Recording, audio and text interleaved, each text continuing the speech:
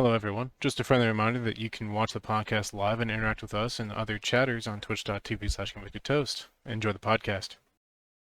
Welcome back to Mixed Media with Mr. Rager and Mr. Toast. Tonight we're going over Attack on Titan Season 3.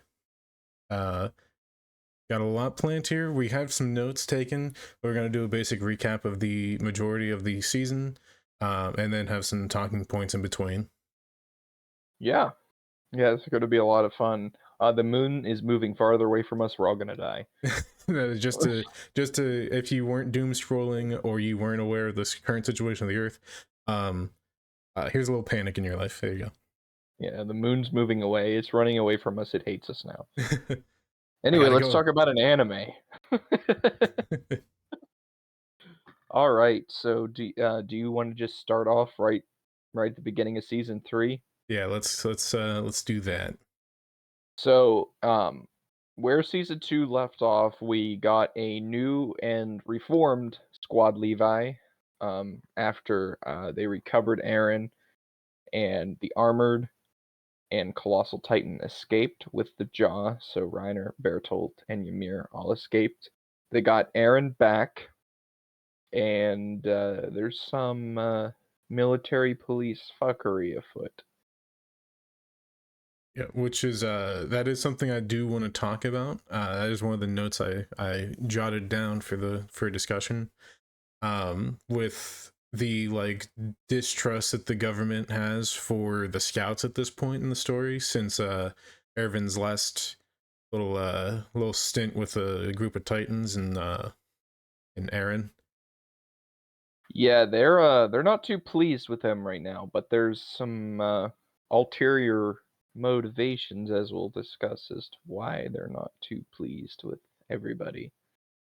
Correct. So the first episode is called Smoke Signal.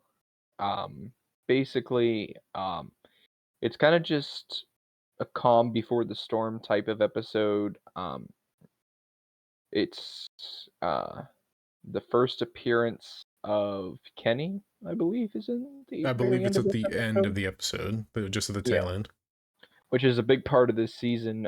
Kenny is someone that is very close to Levi, that pretty much raised him from the time that he was a child, and is a notorious criminal and killer in the interior of the wall. The first half of this season is very much set in the interior of the wall instead of the exterior, which is what we usually get.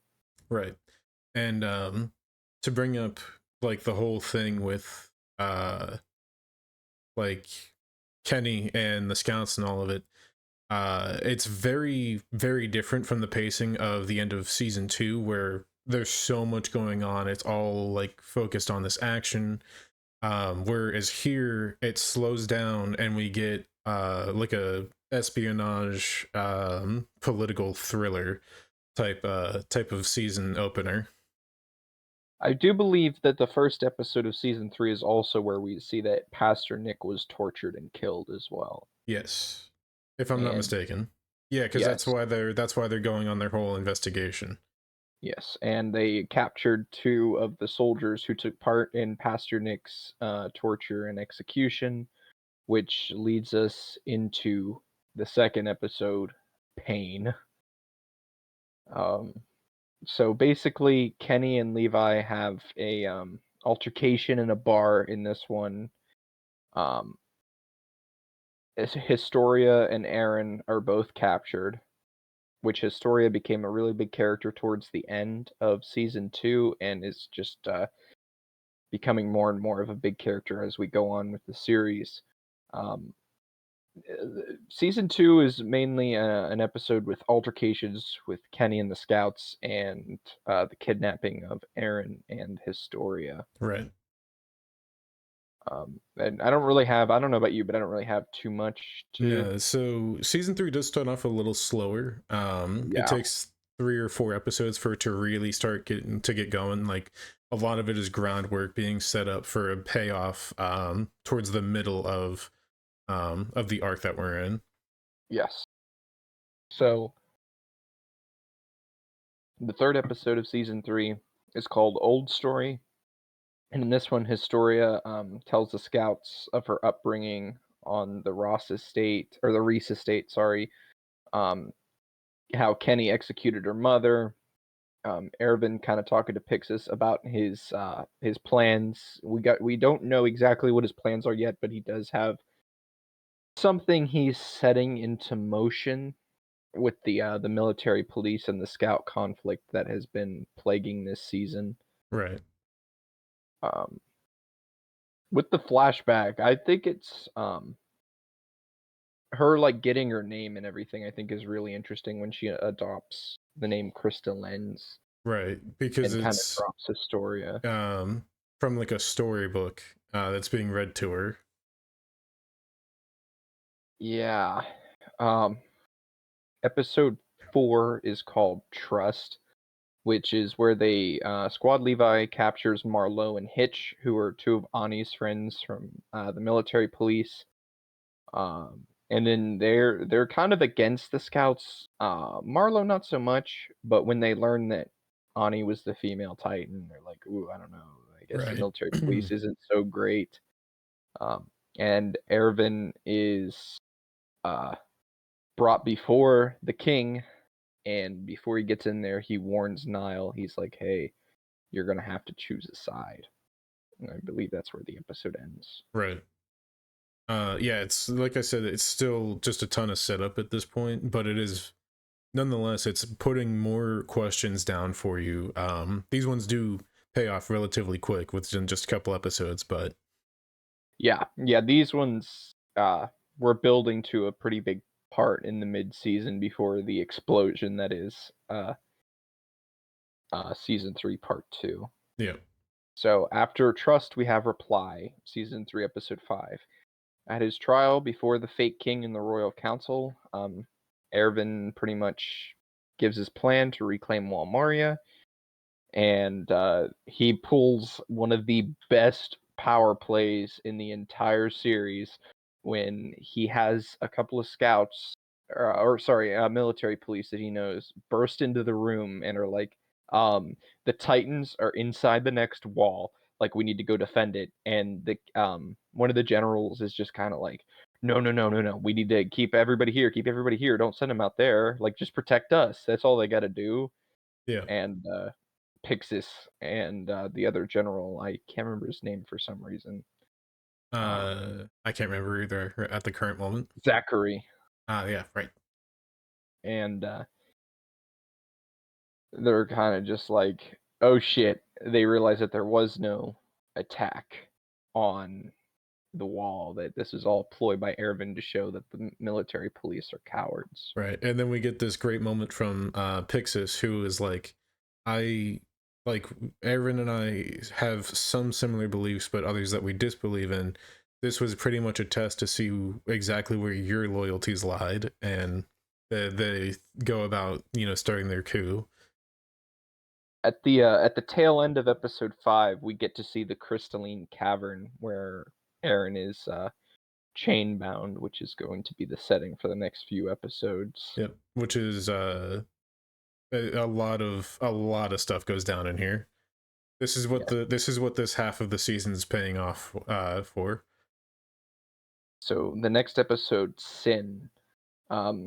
Historia triggers memories of a young woman named Frida, who is it's Historia's half sister, and she was erased from Historia's memories. Rod Reese explains that Frida possessed the Founding Titan, which is the first time we get the name drop of one of 2 of the Titans that Aaron possesses. And we get to see Kenny kind of preparing for his defense, and we get the first big reveal of why Mikasa and Levi are so strong, and that's that the Ackermans were once bodyguards to the Reese loyal family, Right. and they were exiled because the mind altering power had no effect on them. Right, which it is something that I do want to talk about a little bit more, is the Founding Titan and the royal family like bloodline. Because everything that they lay out is very interesting in this part, especially like having the Ackermans be these like these bodyguards that, you know, are given special attributes.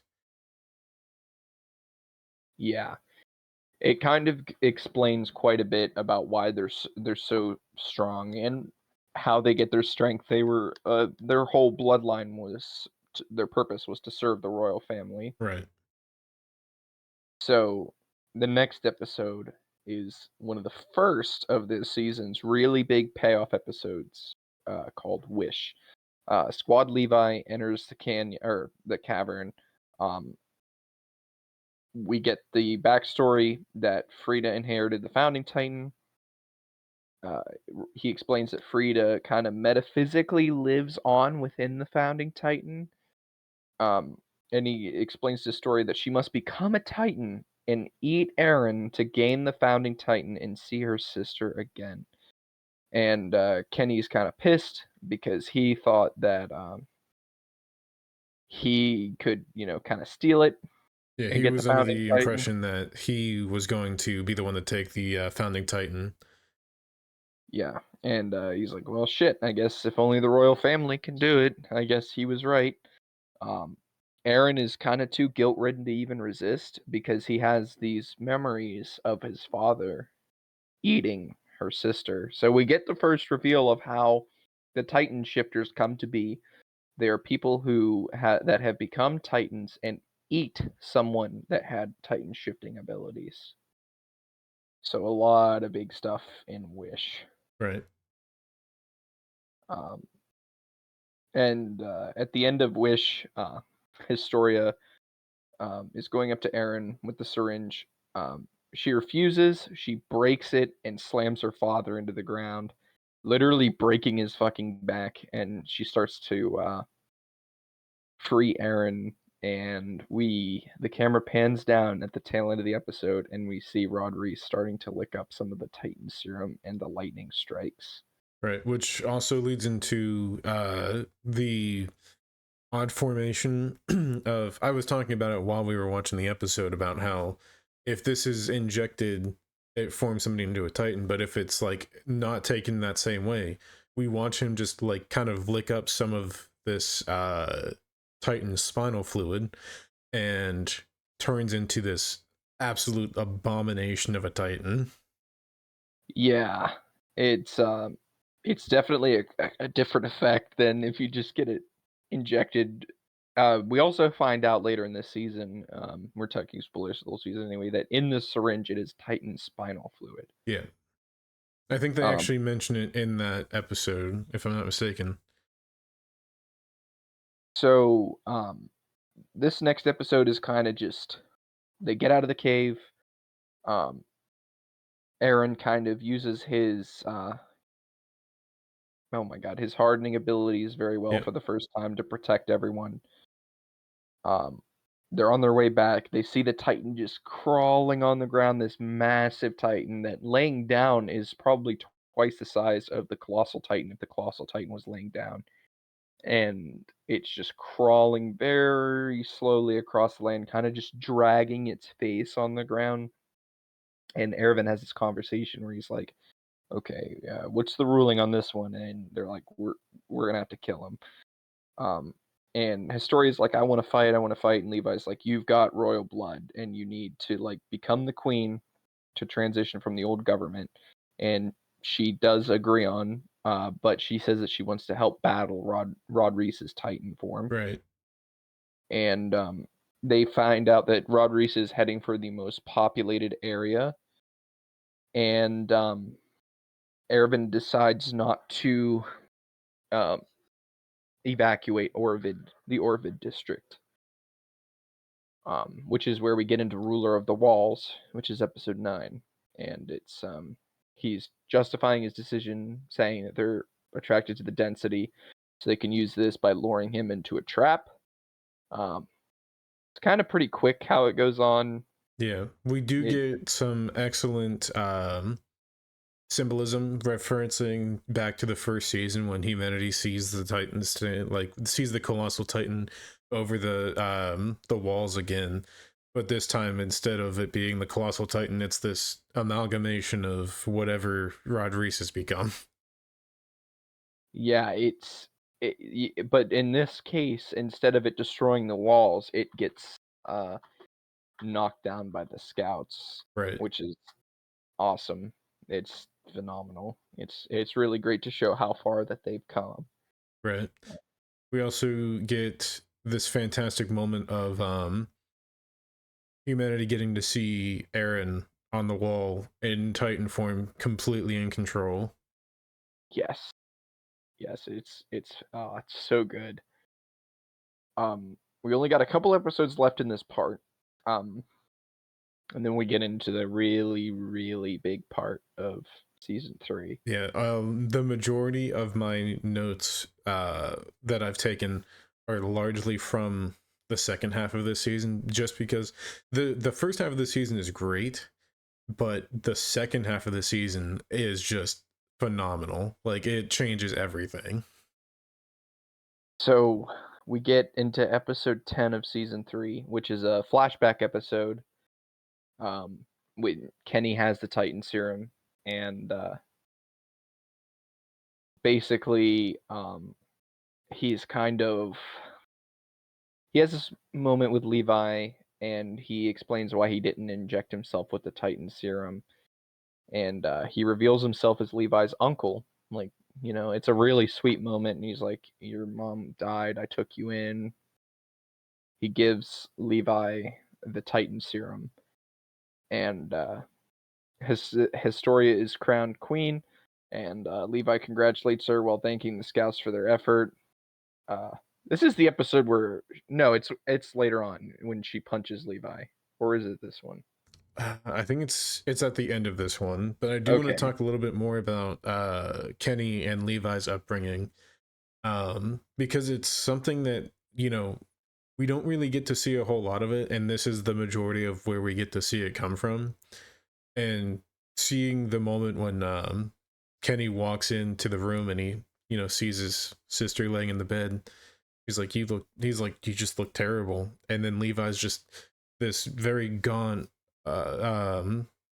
malnutrition child, and he just says she's dead.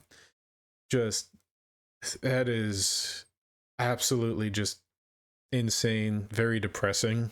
But then we get this, quick run through where we see, Levi growing up with Kenny there for a while until Kenny eventually thinks I would never be a good enough parent and just leaves.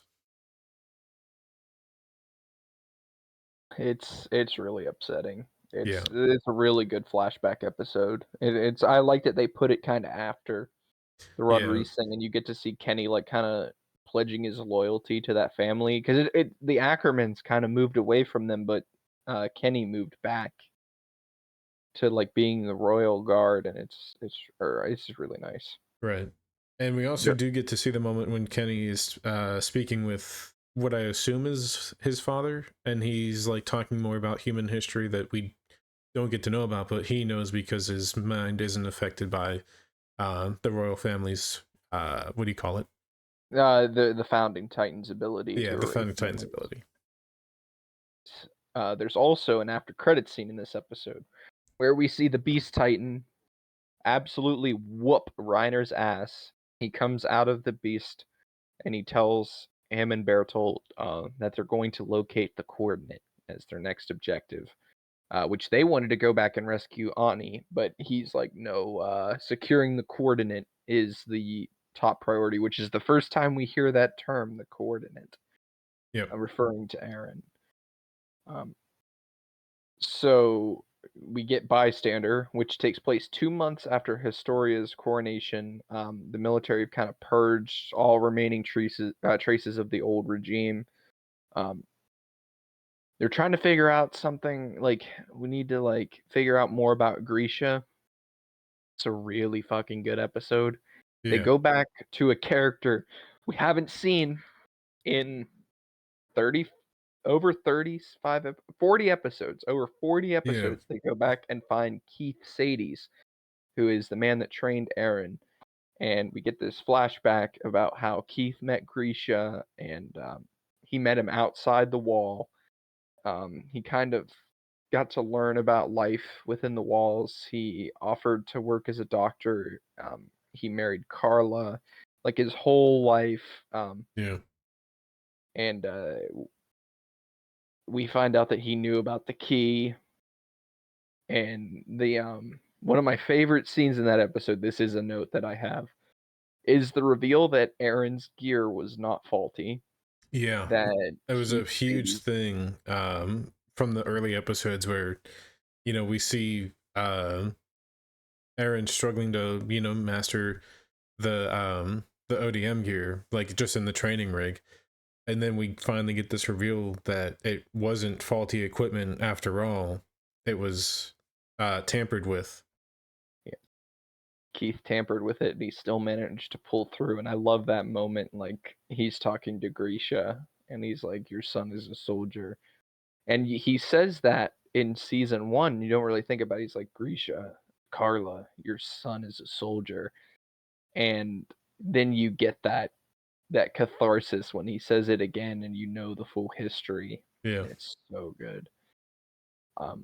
The next episode is kind of just a big like prep up episode. Yeah. This is the big moment where we, see all the characters getting ready for this huge mission to finally go back to Shinganshina. Shinganshina, and trying to finally find out what is in the basement. Yep. And we get a lot of like old things rehashed from the first few episodes when they were in training. Aaron and John kind of brawling, Sasha eating meat, them after just some really good fun. I like that this episode is a lot of fun, and then you get to the mid-credit scene, and I'm going to talk about that real quick. You get all this stuff like Levi's kind of like sitting there around this corner, and Aaron, Mikasa, and Armin are talking about the past and their hopes of a future. Armin's talking about the ocean, and Levi's sitting there with like a really big smile on his face. The only really dark thing in the episode is you see Reiner and Bertolt standing guard on Walmaria for a brief moment, and the credits are rolling, and all of a sudden they start glitching out, and it cuts, and you just get this scene that we're not going to see for another like 8 episodes, or I think it's 6 or 7 episodes, and it's Levi, and he's on this roof with Aaron and Mikasa, and there's 2 fucking corpses laying there, and you can't see who they are, and he smashes Aaron across the face. Mikasa attacks him, and she's like, God is like her sword to his throat, and he's like, "You guys really are idiots." And the episode just kind of like concludes like normal, and you're like, "What the fuck was that?" Right, because that's a huge moment. Because we've never seen Levi like lift his hand to any of the other scouts at all up to this point. Besides, when they were trying to convince everybody to let the scouts have Aaron. That was it. Yeah, and the way it like you're a first time watcher, so like the fake out, like the credits, how they kind of like glitch out. What did you think? Did you get like some Arkham Asylum vibes from that? Yeah, a little bit, because it comes out of nowhere. Like it's like it's wrapping up like normal, and then it just comes out of nowhere, and then we just see the scene of everybody, on the roof. Levi looking absolutely just like he's just gotten out of a huge fight, with no context behind it. So I feel like for the next few episodes until the basement, we should just talk about them in one long whole thing instead of going episode by episode, because it's okay. pretty much one big battle. Yeah, I mean, you basically could turn the second half of the season into a movie. Yeah, so everything from episode 13 to I want to say 18. Yeah, 18. Um because that's right before that scene that we see. So that encompasses the town where everything began, Thunder Spear's descent, perfect game, hero, and then we won't talk about Midnight Sun until we get to Midnight Sun. Yeah. So basically, the battle starts off, they get to Shinganshina, they see a campfire, they're like, someone's been here. and someone's been here recently. Right, because we have Armin go down the wall and he finds these cups with what he just says is some form of black liquid, like some kind of tea. Yeah, Um, and like that wouldn't be there if it was a few days old. That would have dried out. You know, they had to have been there within the past couple of minutes. yeah, and they're looking around. They they're looking through the wall, and Armin's like, "Look in the wall." So they're looking in the wall, and Reiner bursts out of the wall. He transforms into the Armored Titan. They find themselves surrounded by Titans, and the Beast Titan throws a boulder, seals the inner entrance, trapping the horses within Shinganshina and preventing the corpse from using, the Survey Corps from using them to escape. Yeah. Big thing I do want to talk about in this moment though is how well like Armin's like tactical mind works in this aspect, because everybody's like looking around and like there's nothing here, and he's the first one to think back to there were, you know, Titans inside the wall back in season at the end of season 1 and brought back up at the beginning of season 2 that we don't really think about, and then he thinks there has to be hollow space within inside the walls. As well as I also like Erwin seeing Armin, you know, kind of coming into this tactical strategic position that he's in, and he's like, I trust him to do this because, you know, Armin has always been the one to have these fantastic plans that always work out. Exactly. Yeah, he knows. He knows. He's like, okay, um, Armin's got this. Basically, Yeah. like, Armin's got this. I'm just gonna let him do his thing. But that moves into where the battle first begins. The Thunder Spear reveal as well. Their new weapons that they got, basically missiles that they launch and they pull the pin on, kind of like grenade. They're like grenade missiles, kind of. Yeah, Um, it's the basic description is they can launch it in, and then they're within a certain range. They have to pull their arm back to pull the pin that releases it and detonates uh the spear. yeah, so Aaron and Reiner start battling. They're using the Thunder spears. There's this flashback to Bertold, um, and you get to see Reiner, Ani, Bertold, and Marco. And Marco is eaten by Titans. You find out why he was killed. Um, and we get this other flashback to Reiner and Bertolt, and Bertolt's kind of like, "Should I wait for the signal?" And Reiner's like, "You don't always have to wait for a signal. Just Right. jump in." And Reiner's like fucking about to die on the ground, and he lets out this roar, and Bertolt's like, "Oh, that's the signal." Like, bro, you didn't even listen this time. No. Um. So Bertolt, he doesn't immediately transform. He goes down to confront the scouts, and him and Armin kind of have this one-on-one. Armin's trying to negotiate with him, and Bertolt's like, "Listen, I'm just gonna have to kill everybody. I don't really want to. I have to." He's like, "I know you're arguing for whatever." And Armin even tries like a really dark technique where he's like, "We're torturing Ani, right? Like we're torturing her right now. And if they find out like you pulled some shit here, we're just gonna kill her." Yeah. And it's funny too because earlier on they bring that up to Bertold in an earlier episode. I can't remember if it's season 2 or season 3 and who brings it up. But It's somebody the says end of season 2. It's yes. Armin both times. Yes. And then Reiner later on is like, she's crystallized. How are they gonna torture her? And it just completely like just completely forgot about that. Like Yeah. the logic in that. And he's just like, they're torturing Ani. Um So they have this like moment, doesn't work. Bertolt swings into the air, turns into the colossal titan, and we see how fucking just Devastating. yeah devastating the transformation is. When he turns, he blows away everybody. Hanji Yeah. barely survives. She's thrown into a well that we find on later on. She loses her eye. And It's honestly like it's like a small nuclear blast, pretty much. it basically is. It's a huge blast, which is Armin's kind of like, oh, so this is the big power of the Colossal Titan, because the Colossal Titan can't really move fast. He doesn't have like a lot of the other things. It's the transformation, the steam is his big Yeah. power. So we finally get to see back outside the wall. The Beast Titan is just throwing these fucking stones like they're like it's a baseball game. He's even like at one point he's like to himself, he's like going for a perfect game.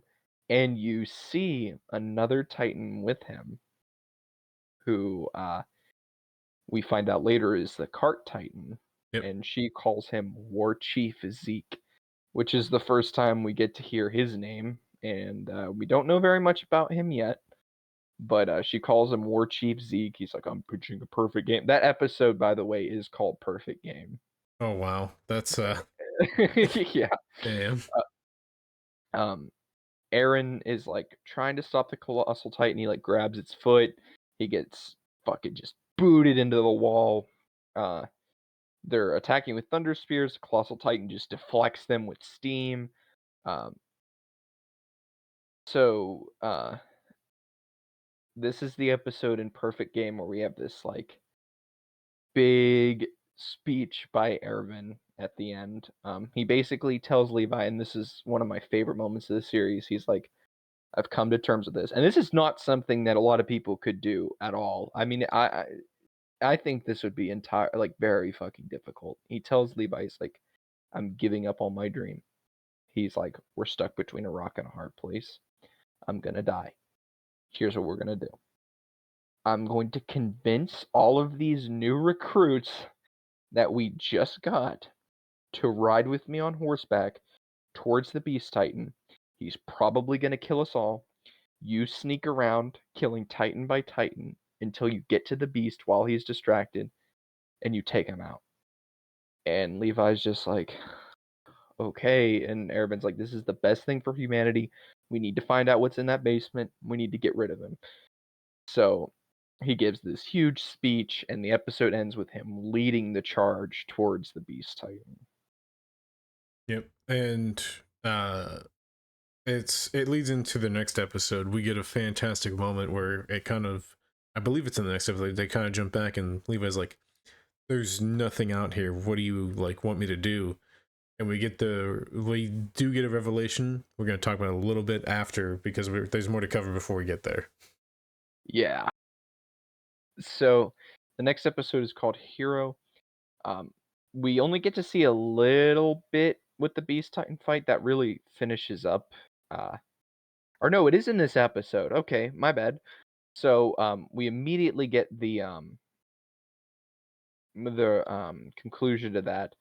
Erwin is mortally wounded. Um, he's like, the Beast Titan's kind of conflicted. He's like not sure how to feel. He kind of like looks to his left and he looks to his right and he's like, where'd my Titans go? And you just see Levi fly out of the fucking air, just carving him up like he's nothing. Yep. And you get this awesome flashback to Reiner and Bertolt, and they're telling him they're like, there's one guy you should be wary of. His name is Captain Levi. And it cuts back to the Zeke and the Beast Titan. He's like, is this Levi? And he's just Yep. cutting through him, goes down to his legs, cuts Yep. his ankles. It starts Oh out my with god. him doing this spiral attack and just dicing his arm to pieces. Yep. And I love the moment he comes down, he cuts him out, and he sticks his sword in his mouth. He's like, "Oh, you were having a good time back there, weren't you?" And he's like, "Oh, you're rude, not talking to me." And he's like, "I bet I could use this serum to like bring one of my friends back or whatever." And then out of nowhere, the Cart Titan just snatches Zeke out of Levi's grasp, running off. The guy Zeke's kind of like, "Okay, I underestimated him," and he yells at the Titans to attack him, and they all converge on Levi. So we cut back to inside the wall. Armin's kind of like, okay, Colossal Titan is immobile when it uses its steam. He gives Eren some detail on his plan, not the whole plan. Um, the others are holding off Reiner. Reiner is able to transform again. Um, and basically, they get the mouth open. Mikasa throws a thunder spear into it, and it blows Reiner out of his body. Um, Aaron's Titan form, they're trying to throw off the Colossal Titan. Aaron uses his form to kind of like fall off, like it's like got a concussion or whatever. Mm-hmm. Armin flies right up close to the Colossal Titan, right to its face, using his ODM gear. And Bertolt's like, "What are you doing, Armin?" And he's like, just keeps getting closer and closer and closer. Um, and we see Armin, just his skin just peeling off his body. He's just getting burnt to a crisp. And Aaron comes in from behind, finally rips Bertolt out of the Colossal Titan. The goal that he had in season 1 finally paying off. 50 episodes later, he yanks Bertolt out of the Colossal Titan. He's got Bertolt, he cut his limbs off, and he sees Armin's body. He's just completely burnt to a crisp, and Yeah. Aaron says that he was always braver than people perceived him as. Oh, your mic's doing something weird there. It's doing something weird. Is it good now? I don't know. I don't know if it's a Discord thing. Hold on, say something again. Say something again. So OBS is picking you up normally, but I am hearing you very like We'll see quietly if now. that I don't know what's does going that on there. does that helps. Does that help at all? One sec. Technical difficulties. Oh, it sounds good. Listen to the stream. It sounds fine. Well, I can't hear you at all now, so hold on. That's weird. Oh, there we go. Okay, we're good. We're good. Yeah, I think my mic port was a little loose. So, where was I? Oh yeah, Aaron is like, Armin was always braver than I thought, and he's kind of sitting alone where we begin Midnight Sun, which is where that flashback or flash forward from earlier rather. Yeah. And he's got Armin's body. The cart titan comes down carrying Zeke. He tells Aaron, "You were lied to by your dad." The blonde man, Zeke, he kind of like looks up, and Levi is just there. His eyes are white. He's like, "He's fucking alive? Are you kidding me?" And he's like, "All right, let's get out of here. Let's get the hell out of here right now." And the cart like starts leaving, and he's like, "We'll rematch or something, Levi. Let's go. I want to draw." Yeah. And so Reiner gets picked up by the cart as well. So now they're down to just one Titan, one Titan shifter and 2 bodies that they could use it on. Flock Forster, who isn't a big character right now, but gets bigger as it goes on. He was the only surviving recruit from the suicide charge. He arrives with Erwin, and he's like, he needs to live. And Levi kind of has this moral conundrum, and him, Aaron, and Mikasa get into this big fight. Hanji having to restrain Mikasa. Levi kind of is like, "All right, everybody leave. I'm gonna give it to Erwin. That's just the way it is."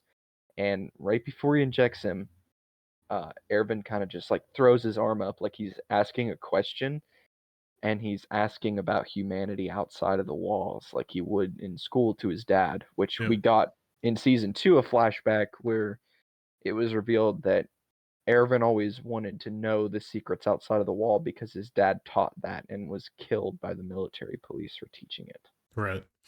A big thing with like all the whole moral dilemma is we have every character that survived like the charge and everything.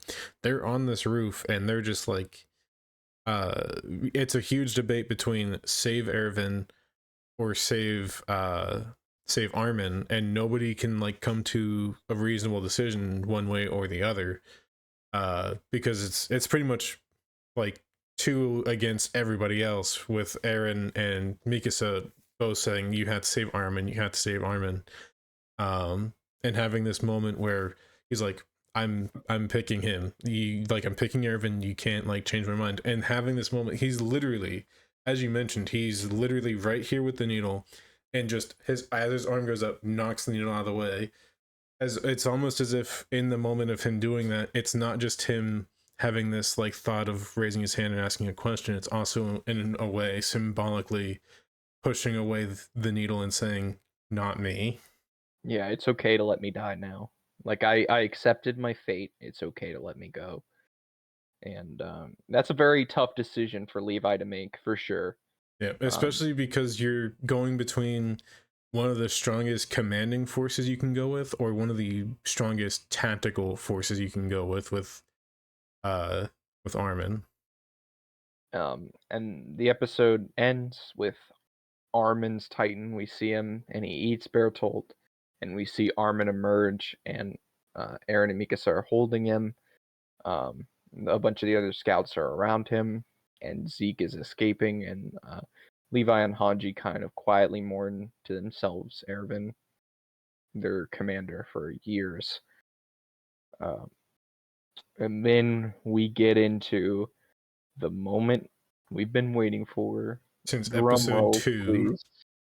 The basement. Um, this one isn't where the huge reveals happen. This is kind of where they just start. So this one there isn't a lot that happens. It's kind of just like recovering from everything. yeah, Armin has a nightmare of a weeping colossal titan. He wakes up with no memory following Bertolt's transformation. There's only 9 members of the Survey Corps left. Um, Armin's kind of struggling with the decision that Levi made. Like, I think he should have saved Erwin. Uh, they get into the basement. They are looking for a hidden compartment, and they find these 3 books. One of them they open up, and there's a picture. They have no technology to take pictures. yeah, it's not a drawing. They sit there like, this is not a drawing. This is way too like lifelike, realistic. Yes. And then you see the writing on the back. And in the picture, it's very clear that the woman is not Carla, and Yeah, the kid is not Eren. The inscription explains that this is a photograph created by a technology from a land beyond the walls where people live in luxury. yep. Uh, so we get this kind of weird, like the Survey Corps return. Like they come to the city, and Niles kind of like confiding to the council that Erwin had always considered the possibility. Like there's this flashback of Erwin kind of telling his fellow men in arms, he's like, I'm pretty sure there's life out there. Mm-hmm. And we get this post-credit scene where Eren is reading Grisha's book, which opens with Grisha recounting a time in his youth when he and his sister um, lived in a faraway land. The kids see an airship fly overhead, um, and they want to watch it land. So Grisha kind of like drags her out to this landing strip so they could see it end, and that's where it ends. Yep. And it's this is the beginning of a lot of symbolism Yeah, for the story. So yeah. The next episode is huge. We get the reveal that there is life outside the wall in a place called Marley, and Eren is kind of dreaming, and he dreams of his father's life, and Grisha takes a beating for himself and Faye by this guy named Kruger, while his partner Gross, he kind of takes Faye home. Uh, we find out that Faye was killed. That yeah, Gross murdered never made her. it home. Never made it home, but Kruger's kind of like, he came to watch the Zeppelin land, so you might as well take a seat next to me and watch it land. Um, Grisha joins the Eldian Restoration Movement. So basically, without trying to go into too much detail because it's very complicated, in Marley there are people who are the same race as those who live within the walls. They are labeled as Eldians. They are people that their blood enables them to be turned into titans with the spinal fluid. Normal people, if they're injected with titan spinal fluid, they will not transform. You have to be of Eldian descent. Yep. They are put into internment camps. They wear And they're, armbands. yes. And Grisha gets with this woman named Dina Fritz, who is the last Eldian with royal blood on the mainland, and they have a son, Zeke. Um, so it's the big reveal that Zeke is Aaron's brother. Yep. And basically, Zeke doesn't feel a lot of love and attention from his father. He turns on them and rats them out to the Marleyan government.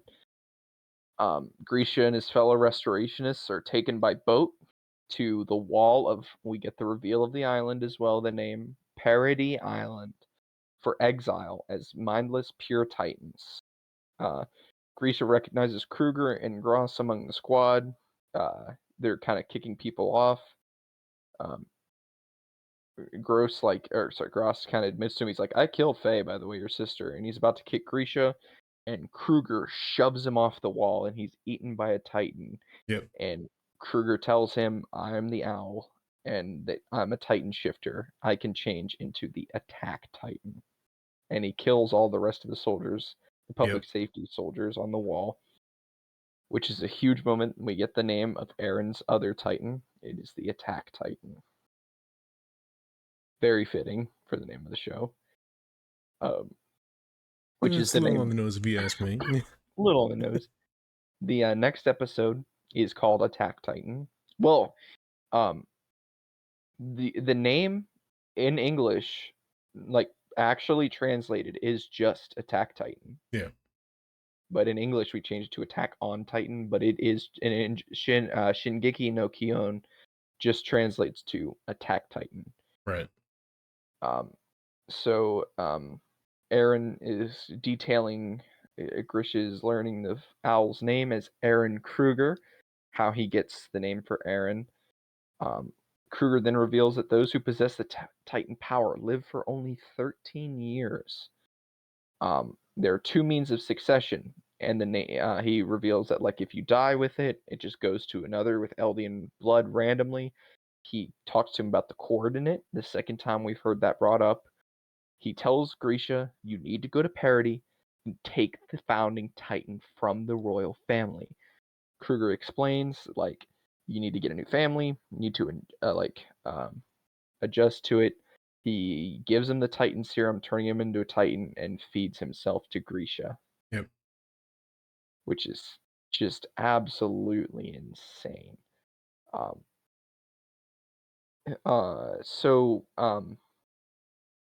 We get another really, really interesting thing where Kruger is standing on the wall before he turns Grisha into a Titan, and he says, you need to save Armin and Mikasa. Yeah, and then says, I don't even know who those people are. Yeah, he says, truth be told, I don't even know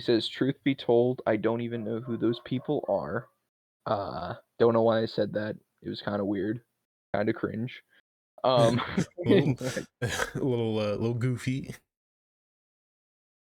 But yeah, that is honestly, that's such a huge thing, because now we're just left with the question of what does he mean by that? Like, yeah, what is the connection? yeah. It's very weird. It's a very weird thing to say, considering Armin and Mikasa weren't even born yet. Right. None of them were born yet. That is a big question that you have still yet to have answered. Yep. As to why you said that. That's a lot of questions this season get answered. Yeah. This episode kind of ends. Historia gets there's this big funeral for Erwin, and Historia gets Ymir's farewell letter. She was killed. She knew she was going to die. Yeah. Hanji kind of expresses his regret that their enemies now include humans. She said it's kind of weird that Eren could command the pure Titans despite not being of the royal bloodline. It was then that Eren kind of draws this connection. Yes. He realizes that he commanded the pure Titans because he touched Dinah's pure Titan form, because she had royal blood. When he touches her and he's finally able to control them for a moment, he keeps it like to himself because he doesn't know what the military will do to his story if he reveals that. Then we have the big final episode of season 3, The Other Side of the Wall. At the meeting of the parody government, Historia kind of is like deciding. She decides, she's like, they're kind of talking like, should we tell people that there are other people? And she's like, yes, like we're done with hiding shit. Like that's all my family's ever done is erase people's memory and hide shit. We're done with that. We're telling everybody. We get this kind of weird combative situation with Flock and the other scouts at the funeral. It was a ceremony. It wasn't Erwin's funeral. It was a ceremony to honor their fallen comrades. And we get this Flux kind of like pissed that they gave it to Armin instead of Erwin. Right. And there Which are is many that share that opinion. yes. As he discusses with them at that moment. It's usually in that moment it's again Eren and Mikasa stand up and they're like, you're wrong, whatever, you know. Yep. And Historia starts presenting all of them with these medals for their honor and their bravery during that battle. Eren touches her hand, and he is immediately flooded with these memories of the royal family. He touches the royal blood, and he's just kind of like, we don't know what he sees. He sees something. Yeah. I would argue this changes him completely. What he sees, like it completely changes his personality. Right. So we get this kind of like final monologue thing there before we get to the big scene at the end, and they're talking about like it's a year after the attack on Trost. Titans inside Wall Maria have been killed. All the inhabitants are returning to their hometowns to begin rebuilding and farming. And 6 years after the fall of Wall Maria, the Survey Corps are once again beginning expeditions outside the wall. One day they find when they're on there, they see this Titan like not moving because it's got small arms and little legs. They are like, we must be close to the perimeter wall where the Eldians are turned into Titans. And Eren just kind of touches it and he's like, no, don't kill it. This is one of ours. Like, this is one of our comrades. Yeah. And they go further on. They get to the big wall where Grisha became a Titan, and they see the ocean, and they start playing around in the water. And my favorite line in the entire series, everybody's so happy and giggling. Yep. And Eren just kind of points out and says, hey, if we kill everyone over there, will we finally be free? Yeah, which is huge considering the population difference between the two. Yeah. Now, I got a question for you. Yeah. Because we have seen season 4 without talking anything in season 4. Yeah, we've watched what, like 9 episodes? Yeah, about that. Yeah. About that. No spoilers. Yeah, no spoilers. Do you think it's justifiable for him to want freedom and to be willing to wipe them out even though they have a much larger population? Do you think it's justified? I wouldn't say it's justified. I understand where he's coming from, but I don't think you can justify that amount of death and destruction and carnage for, you know, what you perceive to be justice and freedom. Right. I'm just wondering because it's like it's a huge conflicting thing because there are less people, but then again, they've been oppressed for 100 years. Right. Which They've is, been it's killed. huge because they're in the position where there's probably maybe just under a few thousand people that actually live within the walls. And then thinking about how many people, you know, live across the ocean from them, it has to be in the millions. Yeah, and it's not like and their people are also being persecuted over there as well. Yeah. So it kind of just makes you think about like the price for freedom and what price is too high. Yeah. Which, as we will discuss in our next Attack on Titan episode, from this point on, the show gets very, very morally gray. Yeah, it gets very, very morally gray. The more we go into it, a lot of things change. It gets very complicated, very hairy. Is there anything else you wanted to talk about this for this season before we wrap it up? I think the only thing I kind of want to discuss just a little bit, are two things. Okay. Armin's sacrifice and Levi's decision. Okay. What about Armin's sacrifice? So the thing I really liked about the way that they do Armin's sacrifice is that, before this point, there's a moment when, he's like, we have to come up with a plan. And then Armin like freezes. He looks at John and says, John, can you come up with a plan for right now? Because I'm coming up blank. And then finally realizing, like, he comes to this conclusion that in order to, to win this, he has to sacrifice himself. And I don't think, he did not have the idea, oh, what if they just use the Titan serum to save me? That was not in his thought at all. It was all using himself as a diversion to plug the wall and then have Eren take Bertold out. Yeah. Armin's strategy, that's the big thing with Armin and Erwin. Like, Armin is such a great strategic leader, but Erwin is just such a great leader. Some of his plans are really good, but Erwin just has this ability to kind of forego any ounce of humanity he has in order for something to work. Yeah. Which, another thing that we didn't talk about is in the moment towards the beginning of this season when, Levi tells the squad, like, we're not just fighting Titans now.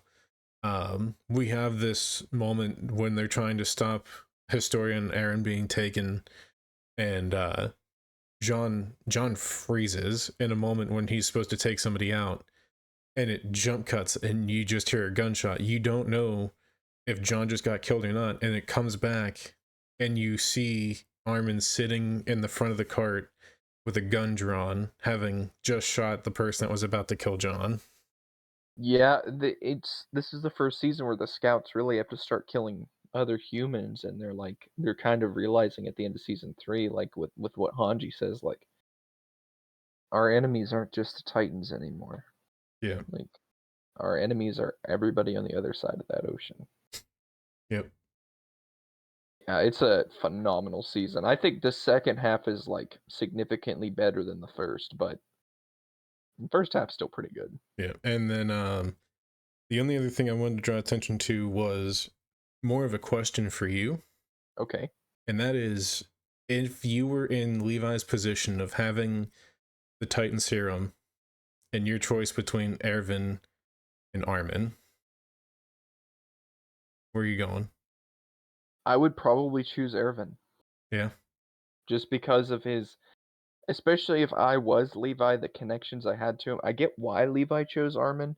I don't know. That's a really tough. It's such a difficult decision. Like, put that shit in a Telltale game. That'd be the hardest choice you had to make in the entire game. Yeah, that's the moment when, like, everybody pauses and they just sit there for like 5 minutes and they're like, I don't know what to do. Yeah.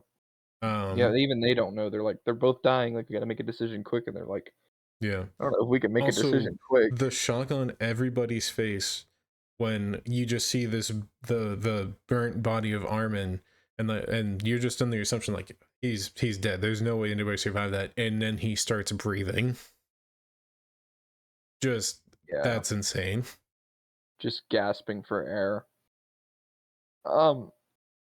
So, as we've done with previous seasons, towards whenever we get done with discussing them, your rating, I'm going to divide it into two parts. Your review, or your ranking out of 10 for season 3, part 1, and then for season 3, part 2.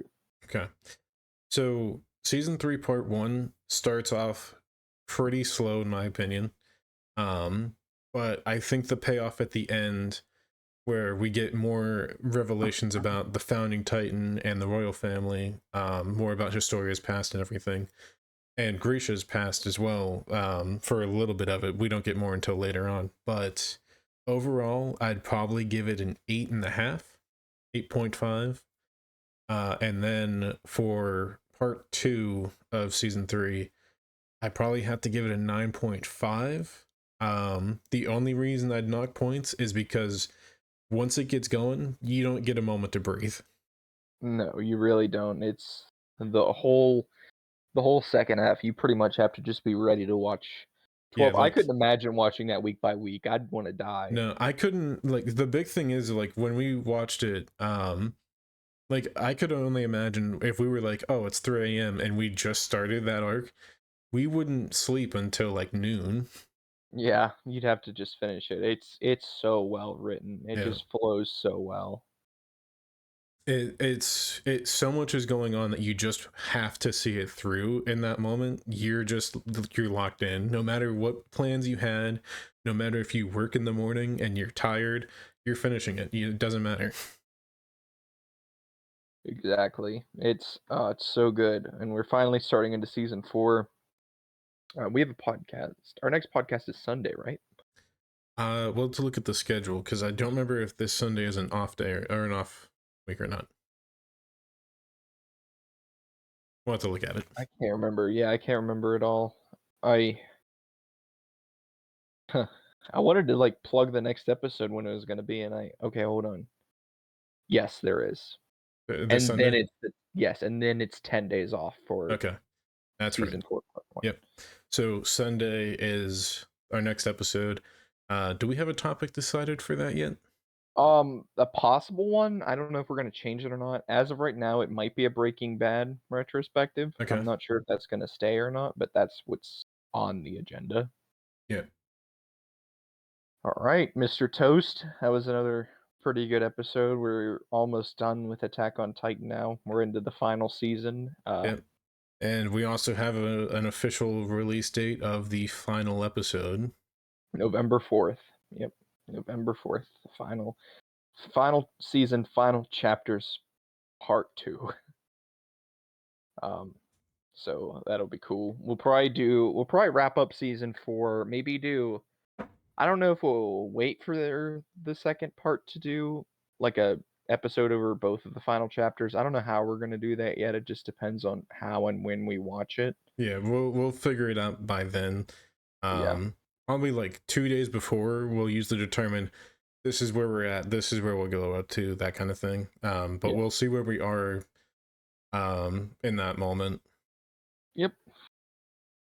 But beyond that, episode on Sunday, the topic could be a Breaking Bad retrospective. That's, I'm assuming we're encapsulating the entire universe, so Better Call Saul Yes. as well. Yeah. And El Camino. And El Camino. So that might be the episode. It could change. We'll keep you posted through the Discord and Twitter, which is also my plug to say follow the Discord and the Twitter. But beyond that, you guys have been fantastic. Thank you for chatting with us, lurking, listening in, and pretty much just your viewership. That is very much appreciated. Thank you guys so much for coming to this episode, and I can't wait to see you on the next one.